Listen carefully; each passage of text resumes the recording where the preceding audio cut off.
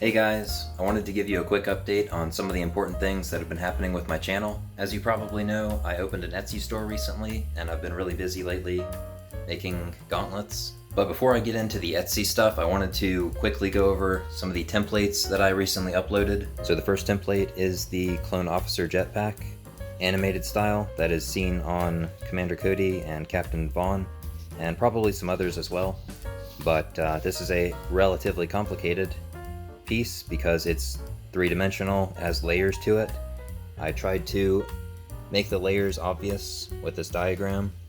You've got like a base layer and then a middle layer that's smaller, which is this thin line, and then the outer layer is just two more of the first layer, but with the hollow middle, and this little square in the middle, that's this piece. And then there's a PVC pipe that runs down the middle, and that acts as a jet. Here's a quick side view of what the completed piece will look like. This template is only for this actual body of the jetpack. The back anchors are not included, but they're just really simple pieces of foam that attach to the back of the clone armor. I'll show the one that I made next. So here's the Commander Cody suit that I've been working on. I haven't painted in this middle layer yet. It's supposed to be black. And I need to give a few more coats of white actually, but this is basically what it's supposed to look like. You've got 3 layers. So the base layer, which is just literally a flat board, there's no detail on it, it's just a flat base. Then the second layer is smaller, so you have this gap in between the first and third layer, with the second layer being smaller. And then the third layer is just the outer shell. There's 2 pieces on the sides, and then this one piece up at the top. I used a smaller piece of foam, but it's really hard to tell in the TV show if it's smaller or if it's the same as these, so you can choose what to do with that. The tube on the bottom is just a PVC pipe. I plugged the top, but it's very simple when you actually look at it. These are the back anchors. There's one on the top. It's kind of rough at the moment. I still need to paint more of it, but you get the idea. I didn't really do the back one quite like the TV show because it's just a hidden detail. It's not really necessary, I think. One thing that I will mention is that you need to reinforce this seam on both sides here, because this whole jetpack actually weighs more than the chest armor itself, because I used 10mm foam, and this is all thick. It's not hollow at all like the chest armor is. So all the weight is in the jetpack. But what you need to do is take more hot glue and just glue this seam line a lot more, just to make it stronger, because that will tend to rip with all the weight on the back. So I tried my best to make it clear that there are 3 layers and which ones they are. So like this is the outer layer, layer 1 and layer 3. That's why I pointed to it. And then layer 2 is this inner layer up here and down here. So just don't get confused with those. It should be fairly simple. If you look at screenshots of Commander Cody's jetpack from Season 7, you can pretty clearly see the levels, and you shouldn't have any trouble. The next templates that I uploaded are the realistic style clone bicep, compad, and shoulder. It's from this guy, the movie style, Revenge of the Sith, or Attack of the Clones style. So not the Clone Wars animated style, these are realistic, just to make that clear. And I actually lost the other page, but there is another page for the bicep armor. It looks like this. This is my original template. It would just hook up like that, and then you'd fill in the piece in the back. It's on the template, like it's on there. I just don't have the physical paper for it, so when you download it, you'll see it. There won't be any issues. But this is the compad. It's a little bit different than the animated style, a bit more detailed, but I finally decided to do it since I didn't do it in the other gauntlet template. I decided to make my realistic compad out of 3mm EVA foam instead of the like 5 or 6 millimeter that I did for the animated style. I think the animated comp pad sticks out a lot more than the realistic one. It's pretty flat in the realistic style, but that's what that's looking like. And just to make it clear, the ones given in the template for the bicep are right-sided, so you'll need to flip them over to get the left side. If you make this exact thing twice, you'll get 2 right arm biceps, and that won't look right. So make sure you flip it over to get the left side. Just want to make that abundantly clear. They are very odd shapes, and they're unique on left and right. So it's not like the animated style, where they're pretty much symmetrical. Pretty much. Now for the shoulder, this one I'm still experimenting with. I'm not 100% certain if this is the best way to do it, but I tried to make it without any seam lines, so you get just a right half and a left half, and there's no seam lines in the middle.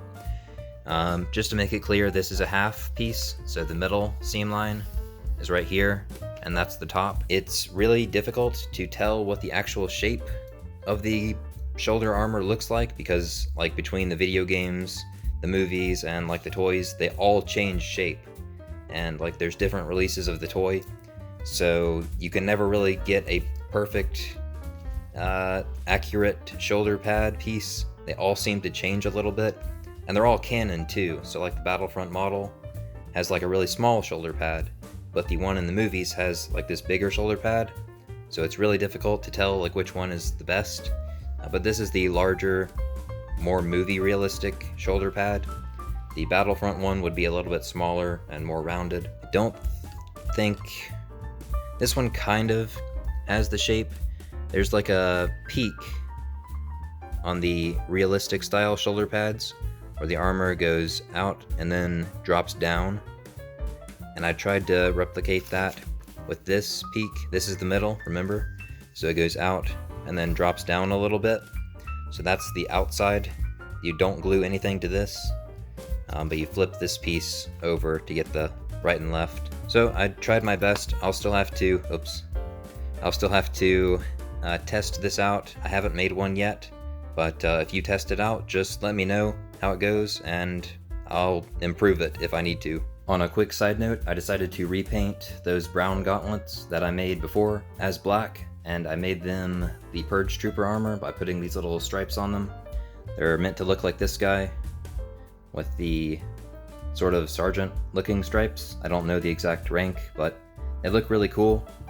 And I have to admit, it's very difficult to put white paint on a black painted gauntlet. It just really does not want to go down. But if you put enough layers, I'm sure it'll come out fine. It looks okay from the distance, at least. But yeah, they're just the same gauntlets as before, just painted black. And I wanted to show off the comp pad for the realistic style gauntlets real quick. So as you can see, it's really thin. It's made out of 3mm EVA foam. You could probably make it out of 2mm as well, just a thinner foam than the animated style ones I'll show in a minute. But yeah, that's what it looks like. I'm pretty happy with it. I might do some weathering because, you know, it's all black and it is kind of hard to see the details in it. But it is really cool. I'm really happy with it, and I might just make the rest of it. So here are some of the gauntlets that I have for the Etsy orders. I have a few more to go, but these are what they're looking like so far. I have 2 more gauntlets to make. These are all painted up. They just need to be weathered. There's one pair that's not weathered, so I'll get to that one later. This is what the clean version would look like, just like a regular gauntlet. I will put the black stripe around the elbow pad just to make that more clear as an elbow pad. I think that's one thing people always confuse with the animated style, whether the gauntlets are attached to the elbow or not. So I wanted to make that clear. Other than this, we have the gloves. So here's what the gloves are looking like. I've gone ahead and glued on the Velcro to the back of the glove, so it will stick nicely to the hand plate. So once you put it on, yeah, it's pretty much on there, and you can take it off if you want to. So if you buy like another pair of gauntlets, like maybe in the realistic style sometime in the future, you could just reuse the glove because I'm going to use the same kind of Velcro, so it'll work interchangeably. So with the Etsy orders, I have two different kinds. There is the ones that come with the gloves, and the ones that have gloves already in them, I glue the Velcro onto the back of the glove so you don't have to do that. And I just include some extra padding foam in case you want to add some more to the inside of the gauntlet. In case it doesn't fit, you can add some more in there. So that's what that's for. That's with the glove. So if you don't order the glove, you get these hand straps, which are flexible. They just go onto your hand like this, and then you can use them with any glove. It's kind of hard to do with one hand, but you get the idea.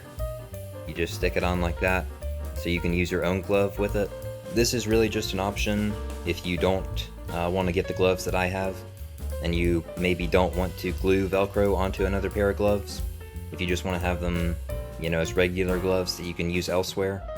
But that's what this is for, just a non-permanent option. I don't think the strap is going to work as well as the Velcro would, because like with the glove, with the Velcro glued onto it, will hold a lot better. And I just think it looks better without the strap, because this will be pretty visible on your hand. But it's just an option. I'm also going to be giving the opposite pieces to the Velcro on the hand plates in case you wanted to glue them onto some gloves of your own. It is a fairly dangerous process. I don't know if I can say it's dangerous, but if you don't know what you're doing, you could easily burn your hand. Because what I do is I put my hand in the glove and then put hot glue on the back of this and then press it down on the glove. So if you don't know what you're doing, you could easily burn yourself. I use multiple gloves to prevent the glue from going through to my hand, but that's there if you want the option to glue it onto your own gloves. But if you don't, you can just use the straps. And of course it comes with more padding foam. And just to be clear, these gloves are $10 on Amazon, so there is literally no difference between buying these on Amazon versus buying them from me, except mine have the Velcro glued onto the back of them, so you don't have to glue it on yourself. But that's the only difference, just so you know. Also, here's what the casted helmet is looking like. I've been adding some putty to smooth out some of the imperfections, and I've been slowly shaving away at the visor hole and the teeth holes. So it's coming together. I'm not sure what I'm going to do with it yet, but it's good to have an extra helmet. I've also been working on the Mandalorian cosplay on the side, and this is just the blaster that I got. It's a cheap Ruby's blaster for about $20. It's really nice quality. It's full size, so not toy size, and I really like that about it. It's nice and big. I'm just going to repaint this because that's not the right color. But I'm going to make the full suit. This is the TV show, The Mandalorian suit, so not just a custom one. And there's a special reason behind me making it that I'll reveal later on. So that's all I wanted to cover for this video, just to give a quick update on all the things that are happening. The templates are available for free down in the description as always, so go check those out if you want to build that. I'm actually really liking the look of this Purge Trooper armor, and I may actually consider making the full suit. At first I didn't really like it because it was just all black with a few white stripes on it. I thought that was way too plain compared to the decorative clone armor that we'd seen before. But after making it and kind of wearing it a little bit, it's really starting to rub off on me. So yeah, we'll see. On a quick side note, as for the community video, I've been meaning to work on it more, but once the Etsy orders started coming in, I just had to devote all my time to that. Since people are paying me for those costumes, you know, I have to devote my time to that. I really do want to get that community video out. I know it's been long overdue, but trust me, I have not forgotten about it. It's just on my to-do list. And one last thing, I think the next item that I'm going to upload to my Etsy store is the clone chest armor, with possibly the shoulder and bicep armor connected. I finally found a cardboard box that's big enough to hold the chest with the shoulders and biceps in it. It's a big box, so, but it's not very heavy. That's the thing with EVA foam. It's very lightweight, so I don't think there's going to be a huge markup in price. For the shipping, But that's my plan for now. We'll have to see, but I have a good feeling about it. Okay, so that's all for this video. Thanks for tuning in and checking out my latest stuff. I'll see you guys in the next video. Bye guys.